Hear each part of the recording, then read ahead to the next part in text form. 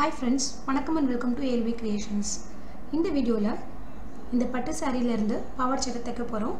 அதோட மாடல் பாத்தீங்கன்னா நெக்கும் பஃப் ஸ்லீவும் இதுல இருக்கிற மாதிரி மாடல்ல ரெடி பண்ண போறோம்.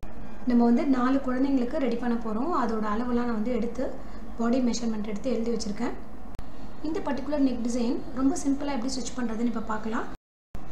ஃபர்ஸ்ட் நம்ம லைனிங்ல வந்து நெக் டிரா பண்ணிக்கலாம்.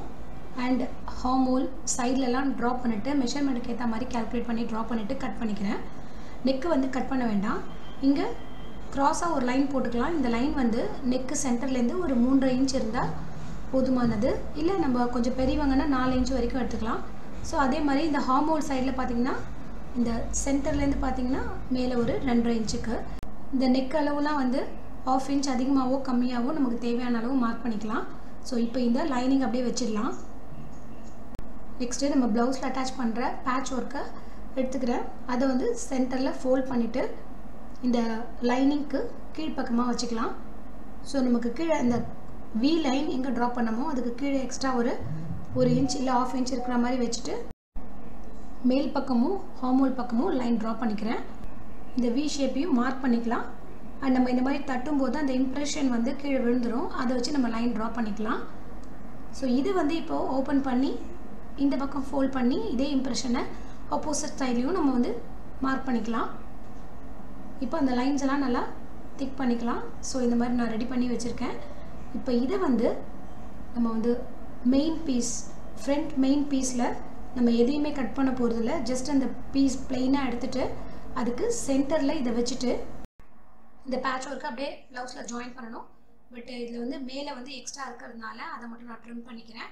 ஸோ நம்ம கிளாத் எடுக்கும்போதே மேலேயுமே கொஞ்சம் 1 இன்ச் எக்ஸ்ட்ரா, அதே மாதிரி இந்த வி ஷேப்புக்கு கீழே வந்து ஒரு 1/2 இன்ச் எக்ஸ்ட்ரா இருந்ததுனால நம்ம ஸ்டிச் பண்ணதுக்கப்போ நம்ம கரெக்டாக வந்து எக்ஸஸாக இருக்கிறத ட்ரிம் பண்ணால் ரொம்ப நீட்டாக இருக்கும் ஃபினிஷிங். ஸோ இதை நான் கரெக்டாக இது மேலே சென்டரில் செட் பண்ணிக்கிறேன். செட் பண்ணிவிட்டு நான் பின் பண்ணிக்கிறேன். இப்போது நான் காமிக்கிற அந்த ஷேப்பில் மட்டும் நம்ம ஸ்டிச் பண்ணிக்கலாம்.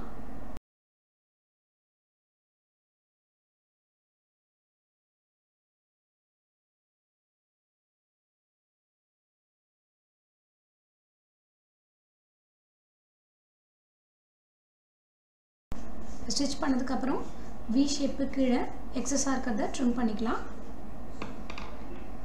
ஒரு 1/4 இன்ச் தள்ளி தான் நமக்கு கட் பண்ண முடியும். பட் எந்த அளவுக்கு முடியுமோ அதை கட் பண்ணிக்கலாம். அதே மாதிரி இந்த ஹார்மோல் சைட்லேயும் எக்ஸஸாக இருக்கிறத ட்ரிம் பண்ணிக்கலாம்.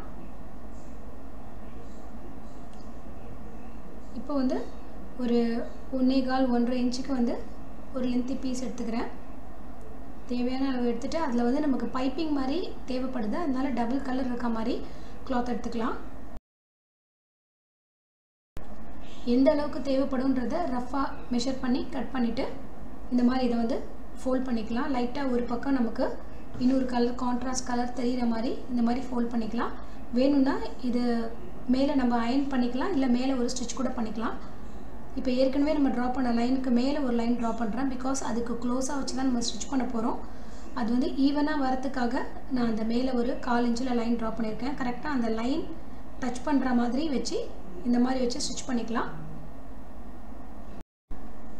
ஃபஸ்ட்டு நான் வந்து கீழ்ப்பக்கத்தில் ஜாயின் பண்ணிக்கிறேன்.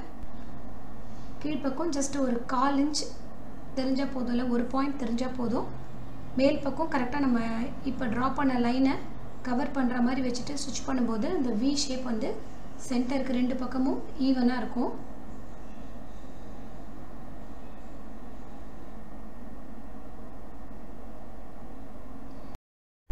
ஹார்மோல் ஷேப்புக்கு எக்ஸ்ட்ரா ஒரு 1/2 இன்ச் 1 இன்ச் ஸ்டிச் பண்ணிவிட்டு அதுக்கப்புறமா டர்ன் பண்ணி மேல் பக்கம் ஸ்டிச் பண்ணிக்கலாம். ஸோ இப்போ மேல் பக்கமும் மடித்து ஸ்டிச் பண்ணிக்கிறேன். ஆல்மோஸ்ட் இந்த நெக் பேட்டர்ன் வந்து நமக்கு ரெடி ஆகிடுச்சு. இந்த மாதிரி யோக் மாடல் இருக்க எந்த ஒரு ட்ரெஸ்ஸுக்குமே நம்ம இந்த மெத்தட் வந்து ஃபாலோ பண்ணிக்கலாம்.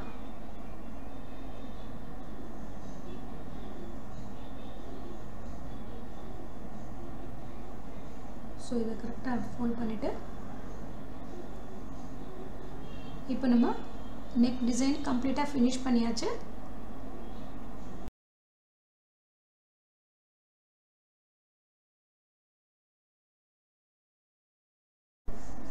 இப்போ இது மேலே நம்ம ஆல்ரெடி ரெடி பண்ணி வச்சுருக்க லைனிங்கை சென்டரில் வச்சிடலாம். சென்டரில் வச்சுட்டு நெக்கோட ஷேப் மட்டும் யூ ஷேப்பை மட்டும் நம்ம ஸ்டிச் பண்ணிக்கலாம்.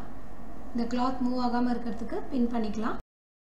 லைனிங்கில் ட்ராப் பண்ணியிருக்க நெக் ஷேப்புக்கு மேலேயே அப்படியே நான் தையல் போட்டுக்கிறேன்.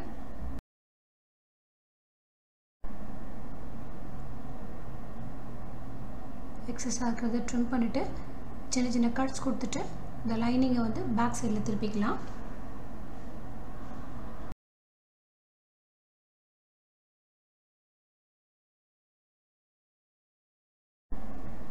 நல்லா இந்த ஷேப்பை நல்லா பதிய வச்சுட்டு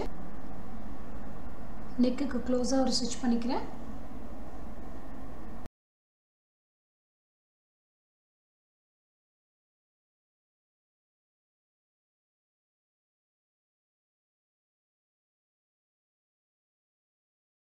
நெக்ஸ்ட்டு சைட்லேயும் ஹார்மோன்லேயும் லைனிங்கோட அட்டாச் பண்ணிக்கலாம்.